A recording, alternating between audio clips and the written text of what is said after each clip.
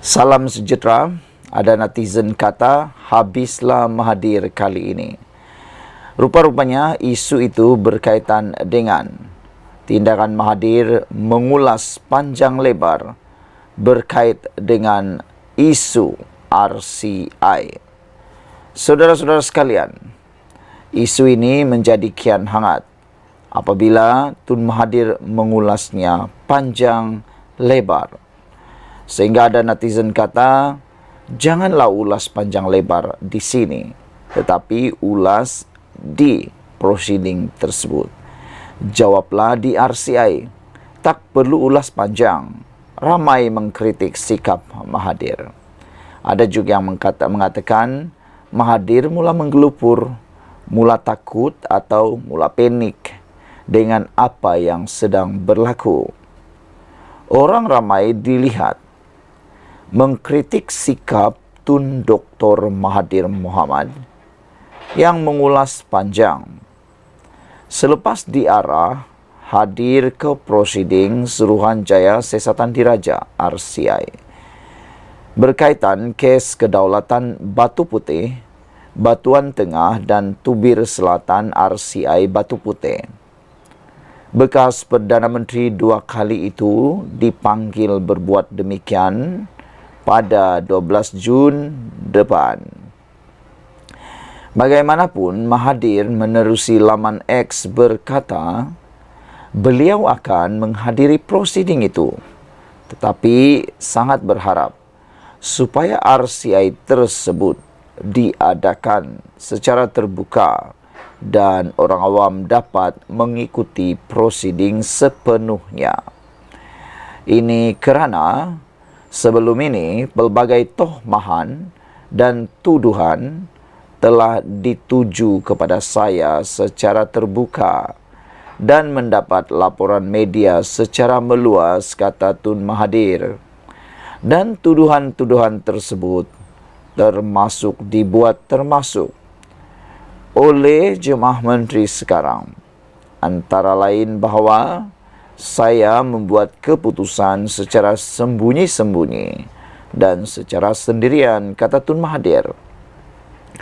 Jika semua tohmahan ini dibuat secara terbuka, kenapakah jawapan dan penerangan saya perlu dibuat secara tertutup?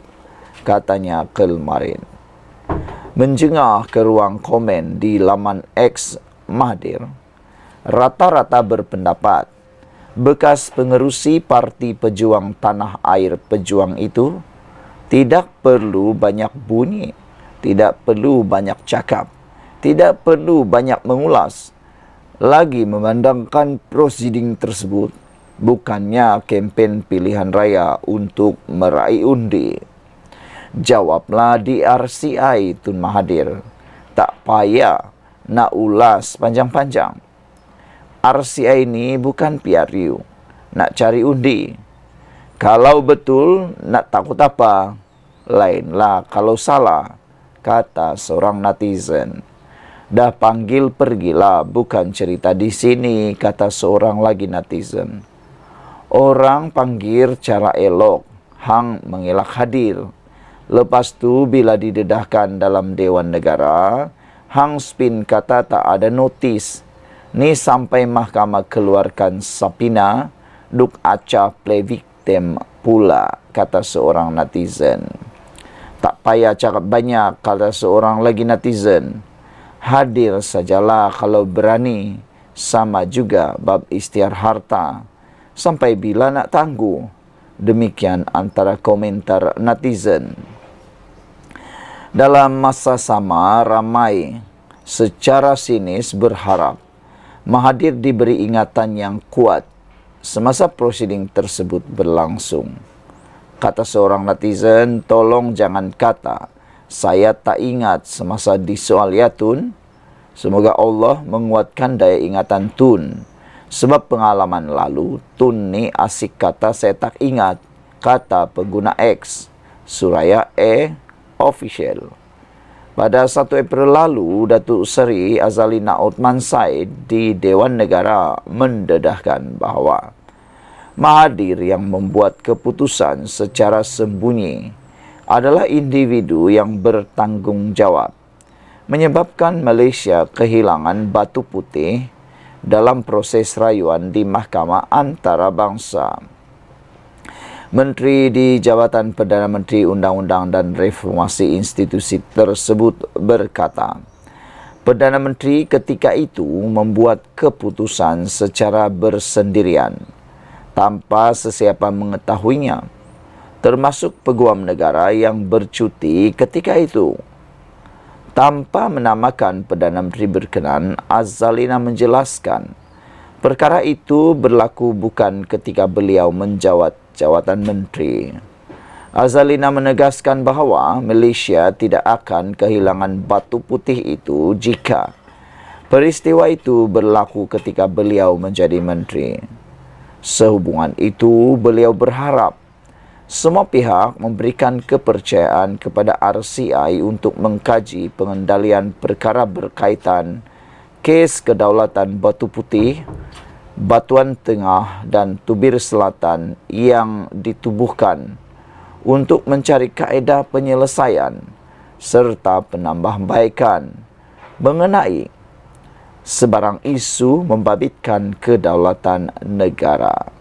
Sekian dulu untuk kali ini. Jangan lupa tinggalkan komen anda. Sila tekan butang subscribe. Kita jumpa lagi. Bye-bye.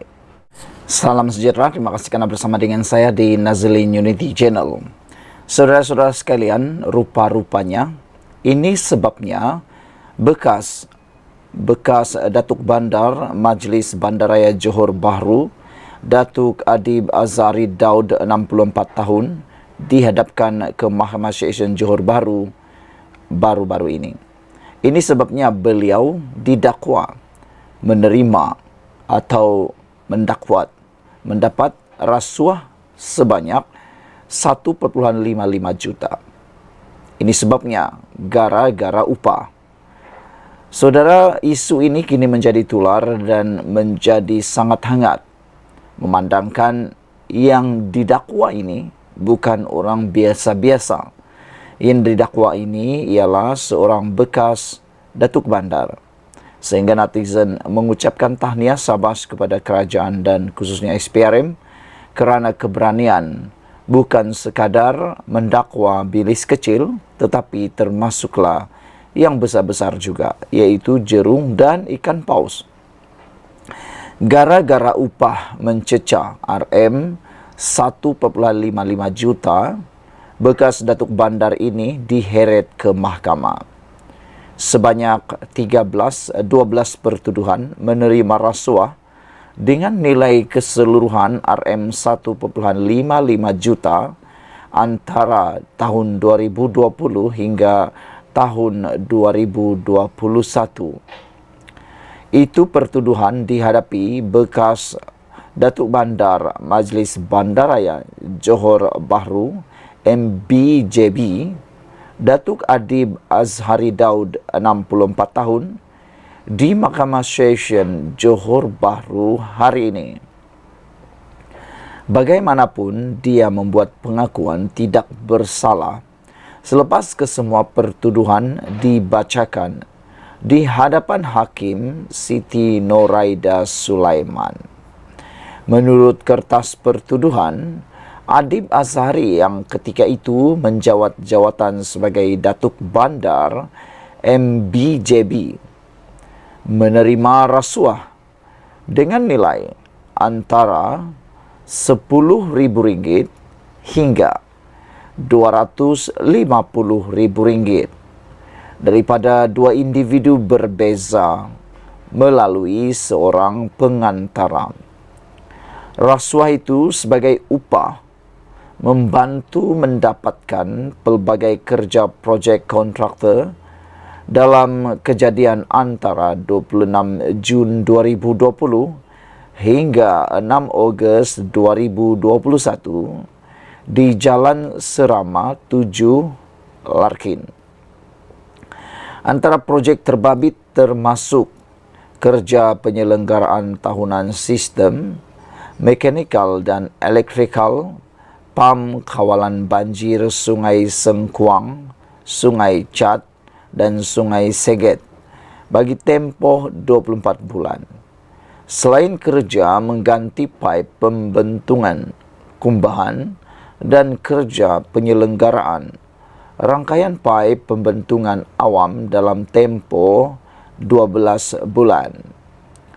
Selain itu, ia juga sebagai upah bagi mendapatkan kerja penyelenggaraan, sistem pembentungan berpusat, kerja pembaikan tebing runtuhan, kerja penyelenggaraan loji rawatan kumbahan berpusat, dan tebatan banjir Sungai Seget bagi tempoh 24 bulan, kerja penyelenggaraan tahunan lanskap tepi jalan, dan penyelenggaraan cantas serta tebing pokok di kawasan pentadbiran MBJB.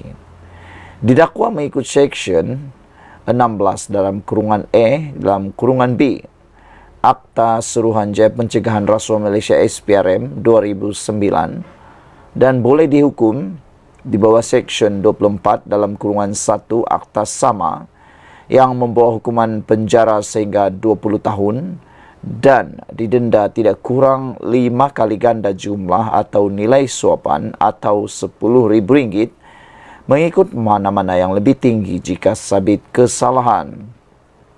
Kes dikendalikan Timbalan Pendakwa Raya SPRM Natra Fareha Rahmat manakala tertuduh diwakili Peguam Azrul Zulkifli Stok. Mahkamah membenarkan tertuduh dijamin sebanyak RM120,000 dengan 2 penjamin tempatan dengan pembayaran 2 kali iaitu hari ini dan lusa berikutan cuti umum. Selain syarat tambahan pasport diserahkan kepada mahkamah, melapor diri di pejabat SPRM terdekat sebulan sekali dan larangan mengganggu mana-mana saksi. Mahkamah menetapkan 3 Julai depan sebagai tarikh sebutan semula kes bagi penyerahan dokumen. Sekian dulu untuk kali ini. Jangan lupa tinggalkan komen anda, tekan butang subscribe. Kita jumpa lagi. Bye-bye. Salam sejahtera. Terima kasih kerana bersama dengan saya di Nazilin Unity Channel. Kita ucapkan tahniah sabas kepada SPRM atas ketekunan mereka membenteras rasuah. Anwar Ibrahim ketika mengangkat sumpah sebagai Perdana Menteri telah pun berikrar dan berjanji akan memerangi rasuah, menangkap semua jerung-jerung rasuah. Dan apa yang dia cakap kini ditunaikan. Terkini SPRM telah menangkap bekas Datuk Bandar yang disyaki telah menerima rasuah RM1 juta. Saudara-saudara sekalian, bukanlah sesuatu yang menghairankan pada waktu ini apabila SPRM menangkap jerung-jerung besar, menahan jerung-jerung besar, menyiasat jerung-jerung besar. Kalau dahulu jarang sekali kita mendengar jerung-jerung besar ditangkap, hanya yang selalu ditahan ialah bilis-bilis kecil, yang mana ianya tidak membawa kesan besar. Tetapi kali ini apabila kerajaan berhasrat, berjanji untuk berperang habis-habisan untuk memerangi rasuah, barulah kita mula mendengar jerung besar, orang-orang yang buncit dengan rasuah ditahan. Terkini SPRM menahan bekas Datuk Bandar disyaki terima rasuah RM1 juta. Lelaki yang berusia 63 tahun itu ditahan di pejabat SPRM Johor Bahru kira-kira pukul 4 petang kemarin. Suruhanjaya Pencegahan Rasuah Malaysia Cawangan Keluang hari ini menahan seorang bekas Datuk Bandar di Johor kerana disyaki menerima rasuah lebih RM1 juta. Menurut sumber, lelaki berusia 63 tahun itu ditahan di pejabat SPRM pada kira-kira pukul 4 petang. Beliau didakwa menerima wang rasuah lebih RM1 juta daripada kontraktor sebagai balasan meluluskan projek. Pengarah SPRM Johor Azmi alias ketika dihubungi mengesahkan penahanan itu dan berkata kes disiasat mengikut Akta SPRM 2009. Macam manalah nak siap satu-satu projek itu kalau ini yang berlaku. Belum siap projek, dah minta rasuah 1 juta. Bayangkan kalau projek hanya bernilai 3 juta. Kalau projek bernilai 3 juta, rasuah dah diagihkan 1 juta, projeknya tinggal 2 juta. Bayangkanlah, nak beli barang, dah habis duit untuk rasuah. Jadi sekarang terpaksa beli barang yang kurang berkualiti. Itu sebabnya yang kita dapat, rakyat dapat, bukan seperti yang digambarkan. Lain yang dilukis dalam pelannya, dalam spek kerjanya, dalam bahan-bahannya, lain pula yang dibekalkan. Kerana kenapa? Habis diguna untuk rasuah. Itu sebabnya kita semua rakyat Malaysia wajar menyokong tindakan, menyokong usaha kerajaan, usaha SPRM, memerangi habis-habisan rasuah. Jangan berkompromi langsung dengan rasuah. Dan ingat, jangan memberi, jangan juga menerima rasuah. Siapa yang kita nampak membuat rasuah, harus kita laporkan dengan segera. Saudara, menurut laporan ini, suspek akan dihadapkan ke Mahkamah Jenayah 1 khas untuk rasuah Johor Bahru pada pukul 8.30 pagi dengan 12 tuduhan. Saudara-saudara sekalian, tuduhan yang cukup banyak ini sangat-sangat kita sokong. Semoga dengan adanya tangkapan-tangkapan yang hebat seperti ini, Malaysia akan bebas daripada penyakit rasuah ini. Sekian dulu untuk kali ini. Jangan lupa tinggalkan komen Anda. Kita jumpa lagi. Bye-bye. Selamat pagi, salam sejahtera. Terima kasih kerana bersama dengan saya di Nazilin Unity Channel. Pagi ini kita digemparkan sekali lagi dengan berita buruk duka cita kepada Parti Bersatu dan Perikatan Nasional. Dipetik daripada Sinar Harian, diberitakan, dikabarkan dan dilaporkan gelombang Perikatan Nasional semakin pudar. Peluang PH untuk merampas semula Dun Sungai Bakap. Saudara-saudara sekalian, disangkakan hujan sehingga ke petang, disangkakan gelombang Perikatan Nasional yang dikatakan akan membadai Malaysia berterusan, rupa-rupanya ianya sudah mula mati, ianya sudah mula berhenti. Gelombang itu hanyalah gelombang sementara. Mungkin mereka mendapat gelombang itu susulan daripada beberapa faktor, antaranya gelombang COVID-19 yang membantu, juga mungkin gelombang ketidakstabilan politik yang disebabkan oleh langkah Sheraton pada satu ketika dahulu. Namun demikian, saudara-saudara sekalian, bak kata pepatah, bukan selalu hujan cerah dan bukan selalu gelombang membantu. Mungkin gelombang itu telah pun berputar semula dan akan membadai di Perikatan Nasional pula. Gelombang Perikatan Nasional yang melanda negara pada Pilihan Raya Umum ke-15 PRU 15 dan Pilihan Raya Negeri PRN Pulau Pinang didakwa semakin pudar dan ia membuka peluang kepada calon Pakatan Harapan PH untuk merampas kembali kerusi Dewan Undangan Negeri Sungai Bakap.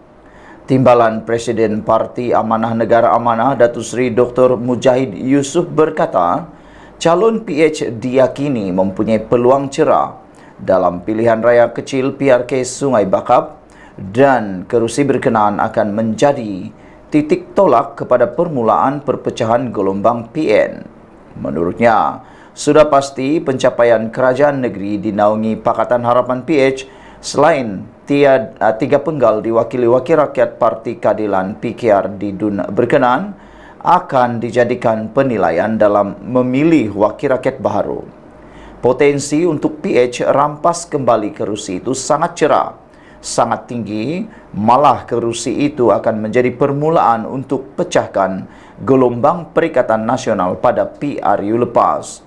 Saya yakin momentum kemenangan PH yang bermula dari PRK sehingga dari beberapa PRK sehingga ke Kuala Kubu Baru dapat dikekalkan dan dibawa ke Sungai Bakap. Saya juga percaya Sungai Bakap dapat memecahkan gelombang Perikatan Nasional tersebut berdasarkan kepada pencapaian yang kita capai sepanjang menjadi kerajaan, katanya dalam sidang akhbar selepas mengadakan sesi libat urus bersama jawatan kuasa pimpinan Sayap dan kawasan amanah Kedah di Wisma Amanah pada Jumaat. Hadir sama Pengerusi Amanah Kedah Muhammad Asmirul Anwar Aris.